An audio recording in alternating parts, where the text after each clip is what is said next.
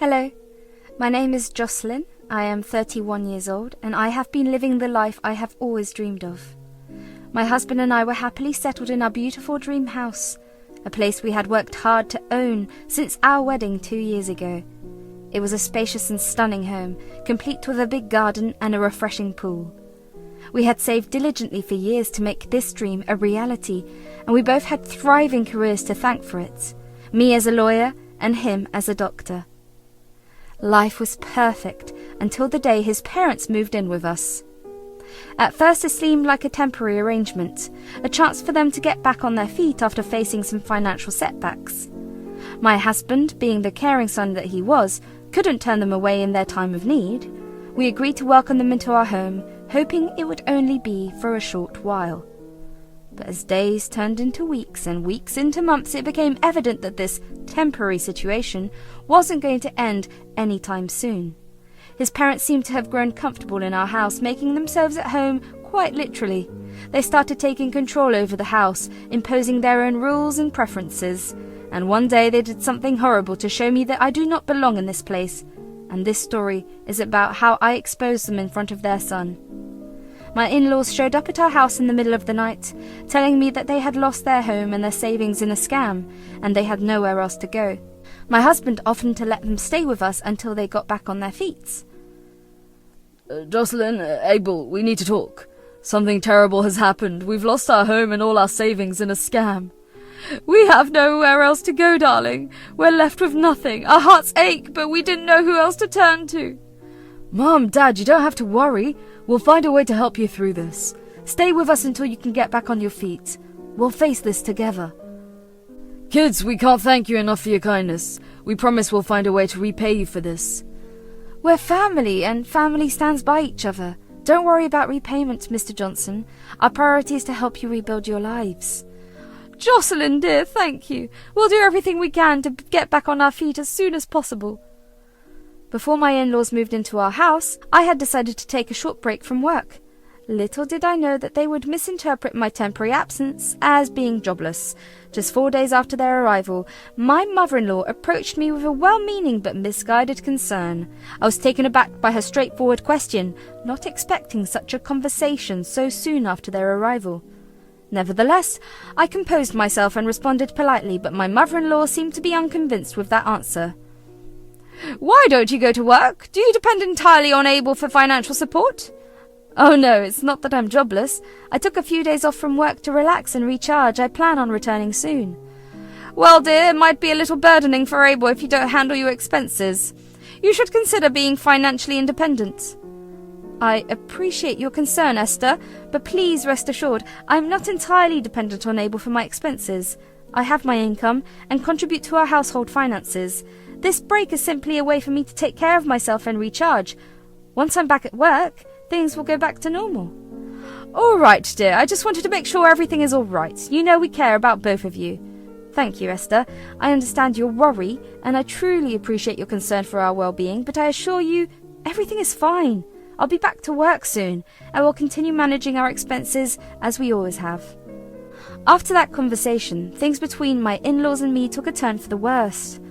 Whenever I mustered up the courage to approach Abel for financial assistance, I couldn't help but notice disapproving frowns and annoyed expressions on the faces of my in-laws. It seemed as though they had formed a negative opinion of me. One day as I was passing by the living room, I overheard a conversation between my father-in-law and mother-in-law. I just don't understand why she refuses to go to work. She's been jobless for weeks now. It's as if she's relying solely on Abel's wealth to fund her shopping sprees. I talked to her about the same. She says she handles all the expenses by herself, but I see her asking for money from Abel every time. I always had my doubts about her, dear. She must think we're fools, believing that she can take advantage of Abel's hard-earned money without lifting a finger herself. I think we must either talk to Abel or Jocelyn directly. I am not in support of this decision of theirs.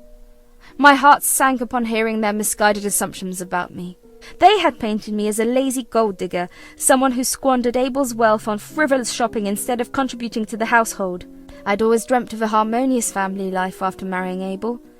I didn't know that my in-laws had a different idea of how things should be. Every day I found myself at the beck and call of my in-laws, who seemed to relish in bossing me around. They treated me as if I was some kind of gold digger, assuming that I depended solely on their son for everything. Their behaviour had created a toxic dynamic within the household, leaving me feeling like a servant rather than a valued family member. It was especially apparent during meal times. While I tirelessly prepared all the meals, my mother-in-law and father-in-law would simply sit and relax, seemingly oblivious to my efforts. They expected me to cater to their every need, even going so far as to ask for a glass of water. It was as if they believed my purpose in the house was solely to serve them. Sometimes she'd tell me, "Jocelyn, dear, can you put mine and Charlie's clothes into the laundry? I'm very tired." "Sure, I'll do it." Both of them would ask me to hand over a glass of water over 7 to 8 times a day. The house looked like a complete mess, and even the maid was tired of their behaviour. She'd have to clean the floors a lot of times because my in-laws would keep on spilling something. And I don't want to get started on the noises. They'd turn on the TV and watch variety shows at full volume, and that gave me a lot of headaches.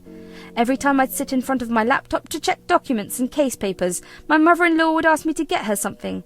Like this one time. "Jocelyn, dear, I have a little fever. Can you please get me some medicines?" "Esther, you can log into an online pharmacy app.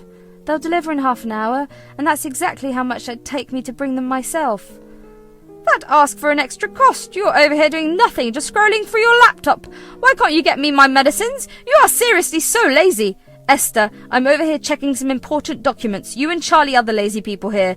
"How dare you talk to me like that? I am your mother-in-law and my son is the one who's paying for you. You should listen to everything I say."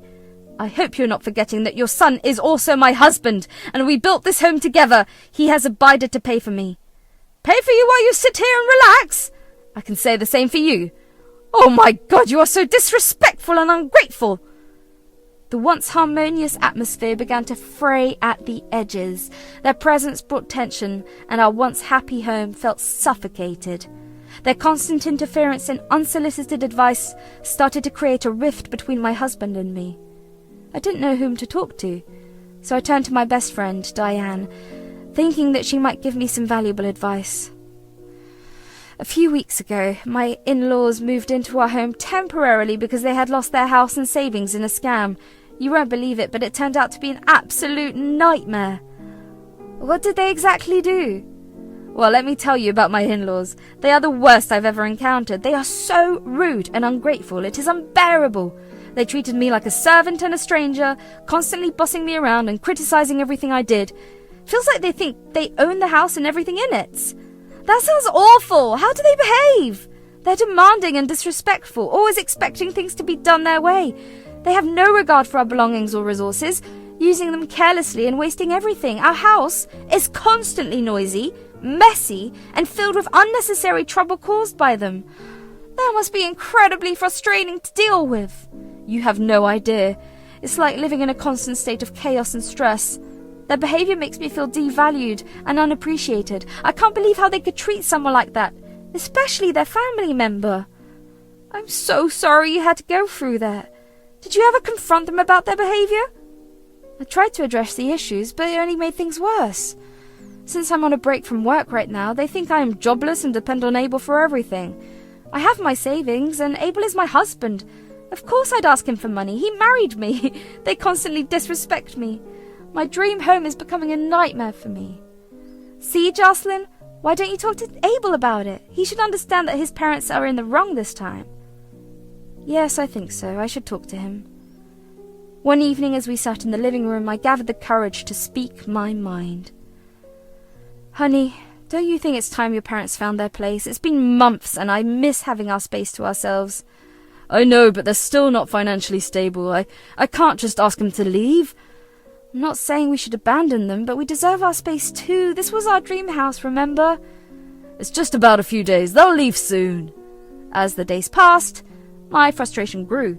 The once joyful conversations at the dinner table turned into tense silences. My husband's attention shifted, and it felt like I was slowly losing him to his parents' demands. Then one day, while my husband was at work, his parents requested a serious conversation with me. They asked me to sit down, their faces stern and disapproving. It was a conversation I never anticipated. Listen, we need to talk. We've reached a decision and we believe it's time for you to leave. Yes, we don't like you or trust you. We feel like you're just using our son for his money. You're jobless and we believe you're a gold digger. But that's not true. I love your son genuinely. I never married him for his money. I married him because I love him. We don't see it that way. We think you're a bad influence on him. You're not good enough for him and he deserves better. We want you out of his life and out of our house. Consider this your 1 week notice. Can we talk about this?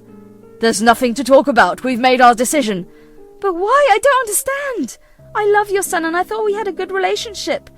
And I remember I made it clear that I am not jobless. This is a break that I took to focus on my life. You may love him, but we don't believe you truly care for him. You're just after his money. And what kind of job allows you to take a month off? That's not true. I married him because I love him, not for his money. He was just a student when we first met. Oh, come on, we know your type. You saw an opportunity and took advantage of it. No, you're wrong. I've always supported him and his dreams. I never asked him for anything material because I'm capable of getting that for myself. And if you are forgetting, he is my husband and I do have some rights on him. We don't believe you. You're just trying to manipulate him into thinking you're a good person. That's not fair. I've been nothing but kind and respectful to both of you. You may act nice, but we see through your act. You're a bad influence on him, and we won't stand for it. Can't we find a way to work things out? I don't want to lose my marriage. It's too late for that. We've already made arrangements for you to leave in a week. A week? That's not enough time. Please reconsider. No, our decision is final. You have 1 week to pack your things and leave. I can't believe you're doing this to me. I never thought you would treat me this way. It's for the best. You're not right for our son, and we won't allow you to ruin his life. You can't control our lives like this. We're adults and we can make our own decisions. We know what's best for him, and he will thank us one day. Well, I won't leave without a fight. I love him and I won't let you tear us apart. We'll see about that, but mark our words, you are not welcome here anymore. I won't lie. I was enjoying the drama, but this was taking a weird turn. I couldn't help but laugh because they thought I was jobless. The expressions on their faces clearly showed that they think I have gone crazy. Well, let me set the record straight. I am not jobless or a gold digger, as you might have assumed. I am a successful lawyer with a thriving career and financial independence. Is that so? And why do you think we'll believe you? You ask Abel for money every now and then. I think you are lying. No, that can be further from the truth. In fact, I contributed equally to our household expenses and even helped pay for half of the house we used to live in. I have all the legal documents to prove it. But more importantly, despite the recent events, I want you to know that we have a loving and healthy marriage. We're happy together. Yes, we faced financial challenges, but our relationship was built on love and mutual support. Are you saying that you have a successful career? Honey, you're so delusional. Oh, is it me who's delusional? Or is you guys who are running away from the police? Their faces turned pale, realization dawning upon them. The comfortable mask they wore had shattered, revealing their true nature. The weight of their actions began to weigh heavily on their conscience as they faced the impending consequences of their deeds. Well, what nonsense are you talking about? Well, let me tell you something else. I discovered your little scam and I've reported it to the authorities. You're not victims. You're criminals who have deceived and swindled countless people out of their hard-earned money. What? That's preposterous! How dare you accuse us of such things? Oh, it's not just an accusation.